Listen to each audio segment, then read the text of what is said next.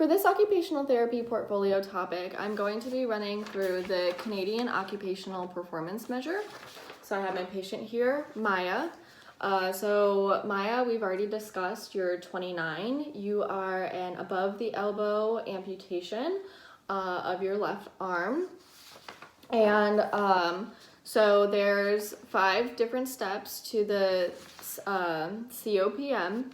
So this is our initial evaluation, so I'll show you at the end the difference between where you stop with the initial and how you continue with the reassessment. So for step 1, I just asked you about your typical day. What's that look like? What are some activities that you want to do, need to do, and are expected to do? We went through 3 different topics of self-care, productivity, and leisure, and we came up with a couple in each section that she felt that she was struggling with. So you make note of the ones that they're having a difficult time with. And then under the important section, you have them rate each activity on a scale of 1 to 10, 10 being very important, 1 being less important. So then for steps 3 and 4, we did some scoring. So first what we had to do is I had you pick your 5 most important occupational performance problems. We came up with dressing, bathing, dog grooming, which is your job, cooking, you're having a really hard time with, and taking notes and writing papers, whether it's with a pen and paper or typing. Now for school, since you're in school, and just keeping up with your assignments and keeping up with taking notes while you're in class. So once you have your 5 most important, you then have them rated on how well they're performing it, and then how satisfied they are with that performance. So for dressing, you gave it a 6 for performance, and you are only a 3 when it comes to how satisfied you are with that performance. For bathing, we had a 6 for how well you're performing it, and a 6 for satisfaction.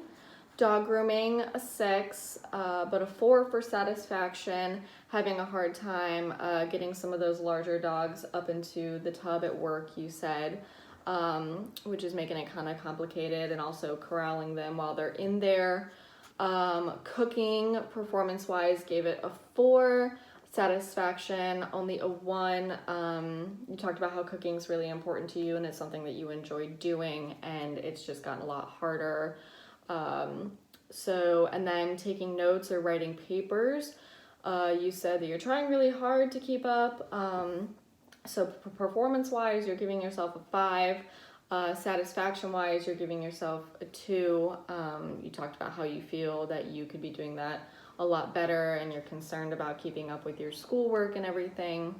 So then what we're gonna do, now that we have our performance ratings, we're gonna add them up together, and then we're going to divide it by 5 to get our total score for performance. So for your performance total score, you got a 5.4. And for satisfaction here, we added these up together, and then we divided those by 5 to get our total score for satisfaction. For satisfaction, you got a 3.2. So like I said, this is our initial assessment. When we decide that it's appropriate to do this again, we'll do a reassessment, which essentially means that we're going to have you rate your performance and your satisfaction again, just like we did today.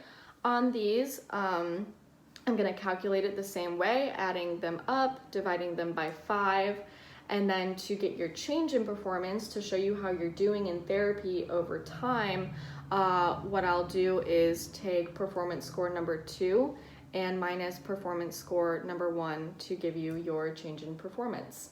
Then to show you your change in satisfaction, I'm going to take your satisfaction score number 2 and minus your satisfaction score number 1 to give you your change in satisfaction overall. And step 5 will be the follow-up. And so this is our initial Canadian occupational performance measure.